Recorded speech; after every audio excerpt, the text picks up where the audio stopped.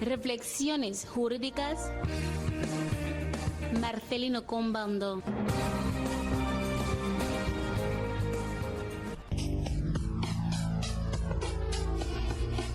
...333092260. Señores, este es nuestro número si usted quiere interactuar con nosotros. Teresa, buenas tardes. Buenas tardes, Mateo. Una vez no es habitual. Hoy vamos a iniciar el programa con Teresa porque tiene pendiente una pregunta. En el último capítulo con el señor registrador había una pregunta que iba dirigida al señor ministro. Había dos preguntas que iban dirigidas al señor Perfecto, ministro. pues adelante. Que les avanzamos el otro día. La primera dice así: ¿qué acciones ha emprendido el señor ministro de Justicia, Culto e Instituciones Penitenciarias después de su visita en la cárcel pública de Blavis, donde percató que en vez de los 300 presos que debe albergar dicha cárcel, en cambio hay más de 1.000 presos, de los cuales 800 están en prisión preventiva? Señor ministro. Muchas gracias por la pregunta. La cuestión de la prisión preventiva no es de la competencia del Ministerio de Justicia, Culto e Instituciones Penitenciarias. No, la pregunta va más bien, se supone que la cárcel pública de Bravit debe albergar 300 presos, sean prisión preventiva, que los que están cumpliendo su condena. Y después de su visita percató que en vez de los 300 se encuentran más de 1.000 presos. Entonces la persona quiere saber, cuando el ministro ha encontrado esta situación, ¿cuál es la acción que ha emprendido para que más o menos, que no sé si es una actuación anormal de los jueces? ¿Qué ha hecho el ministro cuando ha visto esto? Vuelvo a lo mismo. En el Estado de Derecho de la República de Guinea Ecuatorial es sagrado el principio de la separación de poderes. El ministerio es competente para la gente ya condena y con sentencia firme. La prisión preventiva es de la competencia de la Fiscalía General y de los jueces, porque la persona que está en prisión preventiva está a la espera de juicio. Efectivamente. Por consiguiente, primero hay que preguntarse si la persona que está en la cárcel ha sido formalmente acusada, competencia de la Fiscalía, y si está formalmente acusada, ¿qué hacen los jueces para no celebrar juicio? Porque existe un derecho humano fundamental, que es el derecho a un juicio sin dilaciones indebidas, excesivas dilaciones. Lo único que hace el ministro de Justicia en ese caso es llamar la atención a la Fiscalía General, se ha hecho, y avisar también al Poder Judicial que esta situación no es normal. Lo que hay que hacer, y vuelvo siempre a lo mismo, es la capacitación de nuestros jueces y fiscales. Si los fiscales son capaces de redactar querellas, no habrá problema. Y si los jueces conocen el derecho procesal penal para poder enjuiciar, le diremos incluso, hay una anomalía en nuestra ley orgánica de Poder Judicial que dice que los jueces de instrucción pueden juzgar los delitos o faltas con pena no superior a 6 meses. Lo que significa que es un poco la impotencia o la incapacidad de los jueces la que hace que tengamos esta situación.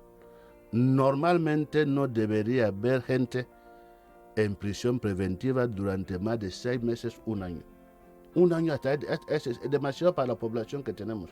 Entonces la única competencia del ministro es llamar la atención a la Fiscalía, la atención al Poder Judicial, porque el principio de separación de poderes no permite que ese ministro emprenda acciones ni llame a los jueces. Solo puede, a través de los conductos legales, informar que esta situación no es normal.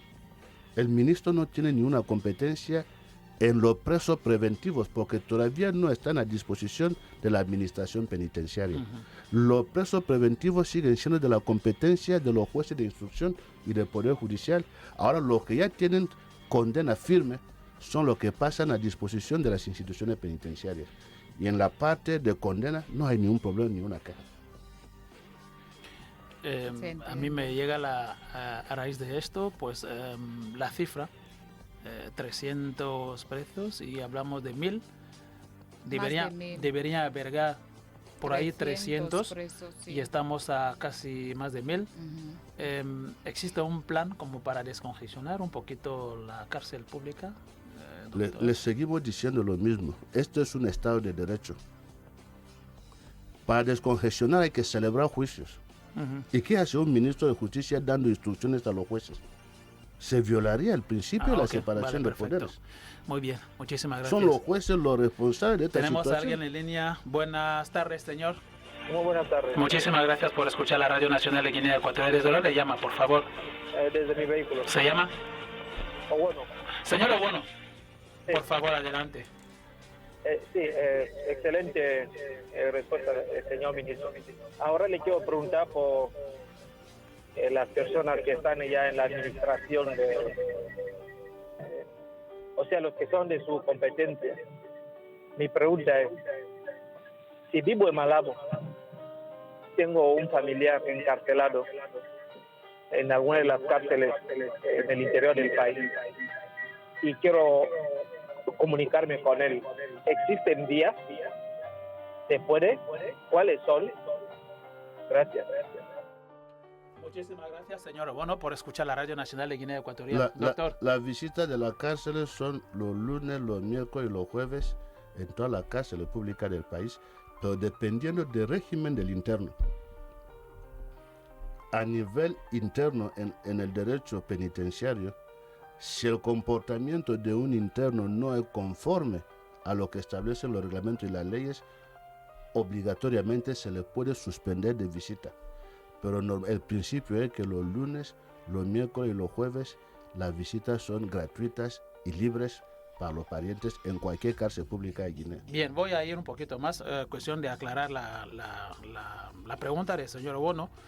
Él está en Malabo y tiene a alguien fuera de la ciudad de Malabo, en el interior, La parte y si en la continental. parte continental quiere comunicarse con esa persona desde Malabo, existen vías, existen posibilidades. Entonces, ¿qué es lo que se puede hacer si es que él quiere comunicarse con la persona? Teniendo en cuenta lo primero que ha dicho el doctor, la persona sí puede o reúne las condiciones como para que se le pueda llamar o pueda estar en contacto con El ella. sistema de comunicaciones se está mejorando. Si hay un aparato de teléfono en la cárcel o a través del administrador, hay posibilidad que exista ese contacto. Ujú.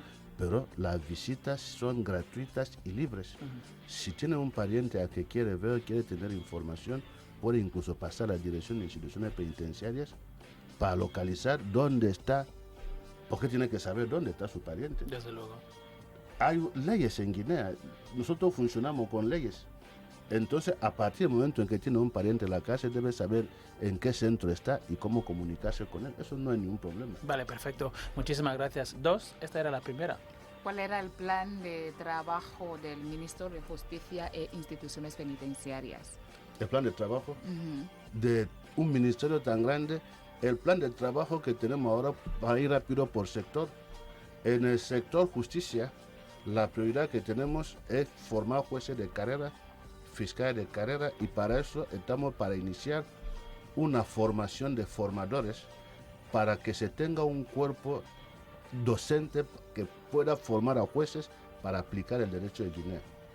Esta es la prioridad, y en este sector también tenemos la codificación, porque carecemos de muchas leyes, seguimos aplicando leyes coloniales.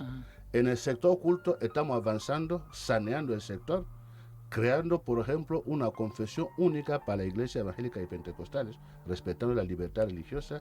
En el sector de instituciones penitenciarias ya hemos acabado el paquete para dotar al país. Permiso, doctor. Tenemos a alguien en línea. Buenas tardes. Buenas tardes, Muchísimas gracias, señor. ¿Usted se llama, por favor? Raúl. Señor Raúl, ¿desde dónde le llama? ¿Aquí en Malabo? Buenas tardes, sí. Pues adelante, señor Raúl. Quiero hacer una pequeña pregunta al señor ministro. Cuando él dice que la emisión tiene que ver ahora con la prisión, porque hace poco que vimos un escándalo en la televisión de que él quería resolver una cierta situación que ocurre en las prisiones, y yo no entiendo. En fin, quiero saber qué relación hay entre el Ministerio de Justicia, la Fiscalía y el poder judicial de era el presidente, la Corte Suprema de Justicia. ¿Qué relación hay entre estos tres poderes y cómo se trabaja? Porque yo no entiendo, como he dicho al principio, que cuando el ministro dice que no tiene que ver nada con la prisión, pero aquí está, vimos cómo quería resolver una cierta cosa en la prisión que estaba ocurriendo, que hubo un escándalo. Entonces es para saber, no es una pregunta. Bueno, gracias. No con la prisión preventiva. Nosotros somos ministerio encargado de administraciones penitenciarias. Todo lo que es organización, funcionamiento y régimen de prisiones es competencia del Ministerio de Justicia. Pero el ministerio solo es competente para la gente que ya está condenada. Cuando una persona ha sido condenada por los juzgados y tribunales y su sentencia es firme, pasa a disposición del Ministerio de Justicia a través de la administración penitenciaria, porque nos ocupamos del cumplimiento de la condena. Cuando la persona todavía no ha sido juzgada ni condenada, es lo que llaman prisión preventiva, no depende todavía del ministerio, sino del Poder Judicial. Ahora, la Fiscalía es parte del ministerio. La Fiscalía es un órgano del ministerio, es un órgano de comunicación entre el Poder Judicial y el gobierno. Es lo que dice el Estatuto Orgánico de la Fiscalía del año 1985. Ahora, el Poder Judicial es un poder diferente del Poder Ejecutivo. El Ministerio del Poder Ejecutivo, el papel del Ministerio de Justicia es organizar la justicia de un país, dotar a la justicia de los medios materiales y recursos humanos. Por eso tenemos a nivel del Ministerio el Instituto de Práctica Judicial y, según la Constitución, el Poder Judicial juzga y hace ejecutar los juzgados. Es la diferencia. Ellos se encargan de juzgar y de hacer ejecutar, pero en materia penal, una vez que han juzgado, nos remiten a nosotros, la gente condenada, y nos encargamos de su vida en la cárcel para cumplir la condena. Darles alimentación, un alojamiento decente en la cárcel, que pueda recibir visitas de los parientes, derecho a asistencia sanitaria, asistencia, hasta deben estudiar, porque hay que ir en ese sentido para que la gente, y existe incluso un trabajo penitenciario, la gente que está en la cárcel tiene que trabajar y se le va pagando cierta cantidad que se ingresan en cuenta para que cuando salgan tengan los medios para poder subsistir. Es la respuesta que y el ministerio está trabajando en este sentido. Muchísimas gracias, doctor. Yo entiendo que no tiene nada que ver con el tema que nosotros estamos abordando, pero me suscita unas cuantas cosas. Mientras todavía está en la prisión preventiva, pero está en la cárcel. Cuando está en prisión preventiva, todavía el ministerio no puede trabajar con aquella persona. ¿Por qué? Porque los jueces no han terminado, no han formalizado. Pero mientras tanto, prisión preventiva, la persona, en ese caso, está cumpliendo, está en la cárcel en ese momento. Y estando en la cárcel, pues la alimentación... Una pena no, que sí, esta parte no ha sido estando en la cárcel, cumple, por lo menos recibe o se beneficia de lo que acaba de decir el doctor. ¿Cuál es la alimentación, la salud? Hay que mirar a esta persona. Pero sin embargo, lo otro está ahí que todavía no depende completamente. ¿Cómo jugamos ahí en el medio, doctor? Era un poquito confuso. La ONU establece reglas sobre el tratamiento de los reclusos o presos. Y según el artículo 8 de la ley fundamental, esas reglas son aplicables. Esa regla desde el año 2015 se llama regla Mandela. Si van a Google, pon regla Mandela, y lo primero que dice en la regla Mandela es la separación que debe haber en el interior de un centro penitenciario. Lo preventivo no está mezclado con los condenados. Vale. Las mujeres no están mezcladas con los hombres y los niños no están mezclados con los mayores. Esto es lo que dice la ley. Entonces, mientras están en situación preventiva, están aislados de los condenados. Desde luego. Eso es para decirle que el ministerio solo es competente para los que están condenados. La situación de presos preventivos es exclusivamente de la Fiscalía y del Poder Judicial. La Fiscalía, ¿por qué? Porque la Fiscalía tiene que acusar formalmente para iniciar la acción pública y los jueces tienen que evitar excesiva dilación, porque esto puede hacer que el país sea considerado no respetar el derecho humano a un juicio rápido sin excesiva dilación. Señor ministro, necesita una pregunta, por favor, Mateo. Si alguien se encuentra en prisión preventiva durante 4 años, siendo que es un caso que, digamos, cuando se le van a enjuiciar en instrucción, le toque una condena de 6 meses. Esta persona, el Estado debe indemnizar a esta persona, o esta persona debe exigir la responsabilidad que ha pasado privado de libertad más del tiempo que estipula la ley. Lo que tenemos que acostumbrar en Guinea es ir a buscar la ley de Guinea. Sí. El ministro no es ley, el ministro dice lo que dice la ley. Pero el ministro La nos puede ley, aclarar. la ley de régimen jurídico de la Sí. Administración General del Estado, Ujú. y lo he repetido aquí muchas veces, habla de la responsabilidad del Estado por funcionamiento normal o anormal de la administración. Entonces, si una persona se siente lesionada por el funcionamiento de la Administración de Justicia, puede recurrir, solicitar reparación e indemnización al Estado, y el Estado tiene que volver contra el juez.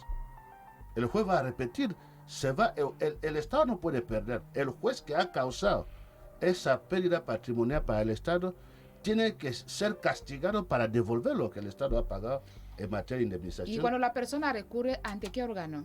Esto ya, yo soy abogado aquí, no puedo dar, hay que recurrir, que vayan a buscar la ley de régimen jurídico de la administración, porque si no el ministro estaría sacando cliente a los abogados, y eso tampoco es bueno para el ministro de Interesa Justicia. mucho pero la ley las de régimen reflexiones del doctor. jurídico está ahí, y lo pone claramente. En caso de funcionamiento anormal o anormal de un servicio público, de una administración, el guineano, porque el fin supremo del Estado es el guineano, tiene derecho a recurrir contra su Estado para que le indemnicen, y el Estado va a repetir contra el funcionario que ha causado esa pérdida de dinero al Estado.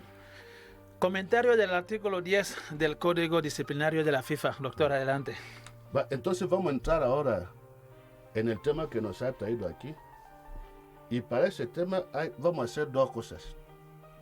No sé si habrá tiempo, pero voy a darle primero rápidamente el plan que pretendemos seguir. Y después hablaremos de algunas herramientas que son necesarias para entender ese tema. ¿Por qué? Porque estamos aquí en materia de derecho, no estamos en materia de fútbol. Aquí se trata de una sanción disciplinaria que puede acabar ante el Tribunal Administrativo Deportivo. Por consiguiente, para entender, debe ser exclusivamente jurídico el programa de hoy.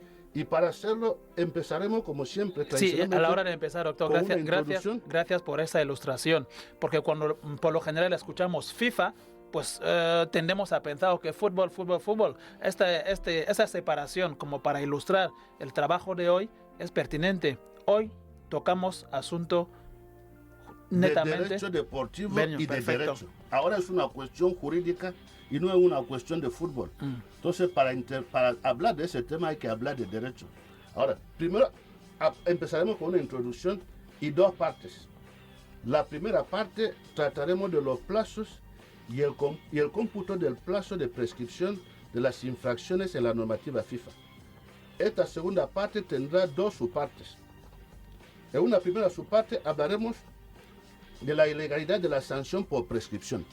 La sanción es ilegal porque hay prescripción, y en la segunda subparte hablaremos de la ilegalidad de la sanción por dos principios. Hay un principio que llaman estoppel en derecho internacional que explicaremos. Este principio de estoppel anglosajón en los países latinos es lo que se llama la doctrina de los actos propios, venire contra factum proprium, y hablaremos de otro principio general muy aplicable, nemo auditur turpitudinem allegans, es decir, que la FIFA no puede alegar su propia torpeza. Y después hablaremos de lo que llaman la segunda parte, la revocación por la FIFA o por el Tribunal de Arbitraje Deportivo. En derecho procesal se llama in limine litis. Cuando trabaja un abogado, primero tiene que buscar dos elementos para empezar a trabajar. La competencia. ¿La FIFA es competente? Sí. Pues continuamos con el segundo elemento. ¿Hay prescripción? Si hay prescripción, por consiguiente ya no se puede ir al fondo. Es lo que llaman in limine litis. Y seguimos repitiendo que es un asunto de juristas.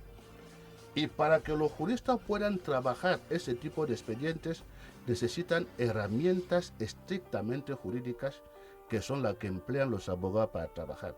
Solo citaremos tres de lo que solemos hablar mucho aquí. Primero, el exámetro de Quintiliano. que Mateo sabe que todavía se sigue empleando, sobre todo los anglosajones. Ujú. ¿Quién? ¿Por qué? ¿Cuándo? Si no se responden a las 6 preguntas del exámetro de Quintiliano, no se puede conocer realmente qué ha ocurrido, ni se tienen los elementos fácticos para hablar del tema. Después del exámetro de Quintiliano, tenemos la tópica. La tópica, contrariamente a lo que se piensa, los juristas no hablan por hablar. Desde Aristóteles, Cicerón y Quintiliano hay libros escritos que nos dicen cuando un jurista interviene dónde tiene que buscar los argumentos, y es lo que llaman la tópica. Después tenemos lo que llaman la disposición de Regno. ¿Cómo ordena un jurista su discurso? El discurso empieza por un exordio, por una narración, por una división, por una confirmación, que es la tesis. Por ejemplo, la tesis que voy a defender aquí de la prescripción. Y después está la peroración. Simplemente que cuando se trata del contradictorio del oponente, se llama refutación.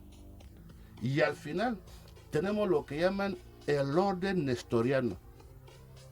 Un jurista, cuando redacta un escrito, hay una forma de colocar los argumentos. Los argumentos no se colocan de cualquier forma, sino que hay un orden que hay que seguir, es lo que llaman el orden nestoriano, que viene del general Néstor de la mitología griega. El general Néstor, cuando iba al combate, ¿qué hacía? Ordenaba sus argumentos, empezando los argumentos fuertes, y después de los argumentos fuertes estaban los débiles, y después de los débiles estaban los muy fuertes. Porque lo último que se va a enterar la persona que va a decidir debe ser lo más impactante. Entonces, el derecho a hacer ciencia, cualquier persona no puede hablar de esas cuestiones si no conoce qué herramientas se exigen para formar abogados. Por eso la formación de abogados no es la formación de licenciado en Derecho. Y dicho esto, voy a ir a la introducción para que puedan entender. Y vamos a hablar de algo sencillo que es el perdón. El perdón está muy presente en las ciencias jurídicas en general y de forma particular en el derecho administrativo disciplinario y en el derecho penal. Empezando con el derecho administrativo disciplinario, este constituye una parte del derecho administrativo sancionador y se concibe como aquella potestad que tiene el Estado, una organización internacional pública o privada y las asociaciones de sancionar a las personas sujetas a dicho derecho administrativo sancionador. La FIFA y su código disciplinario forman parte del derecho administrativo disciplinario que contiene normas de perdón denominada prescripción. En derecho penal, el perdón está presente cada vez que es declarada la responsabilidad de un individuo y existe una inaplicación de la sanción que se traduce por la atenuación o la desaparición de la condena o sanción.